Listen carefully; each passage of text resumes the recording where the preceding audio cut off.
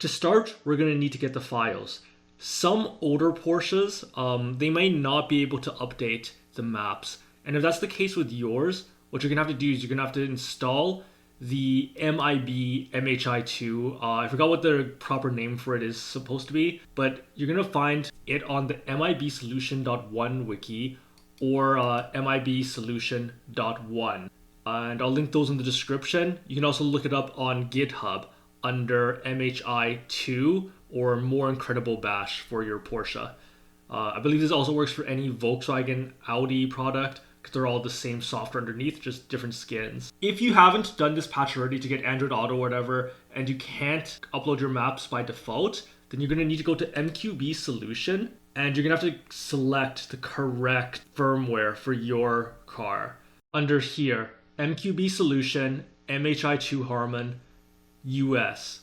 Now, depending on your car, it may be different, but for me, it is this one. Specifically, you can check your firmware in the car settings, and it's MHI2 US POG 11 for me. There's a lot of guides for that already, so I'll just link one in the description. So you may need to install this first. It also enables Android Auto and Nav if you have it, but this may be a prerequisite. Some cars can go without this one. I'm not really sure why that is, but in case you need this step, this is the step to install the firmware that you need to install the maps.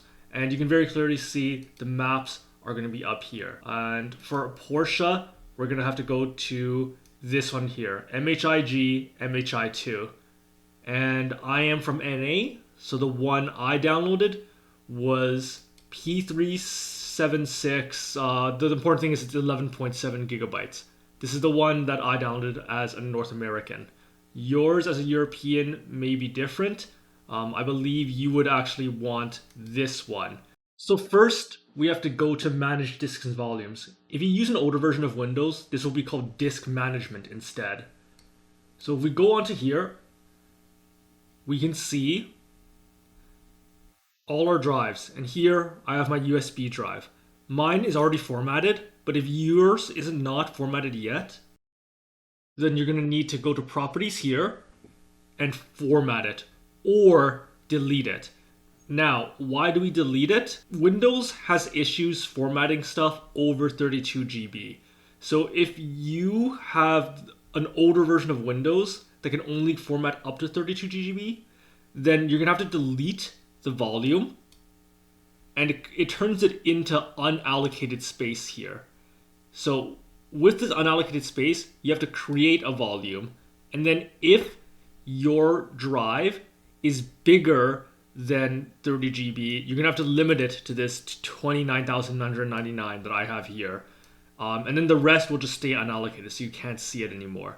Sometimes Porsche also has issues seeing larger drives. I'm not sure where. I think like 64 GB or 32 GB also it gets stuck at. So just, if you want to be safe, keep it under like 30 GB and you should be fine.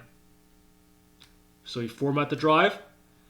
Now, the key here is that when you format it, it won't format as FAT32, and the Porsche drive needs to be FAT32. So after you get your 32 GB or less of storage, you have to go onto PowerShell. That's Windows PowerShell. I think Command Center would work too, but for me, I just use PowerShell, and we use this command here, format /FSFAT32 with your drive letter. In my case, my drive is at letter I, so I'm using I, but this could be any letter depending on what your computer is like. So you just have to pay attention to like what your drive letter is here. So mine is I, so I go with I. This will take a while, and after it's done formatting, let's go to the drive.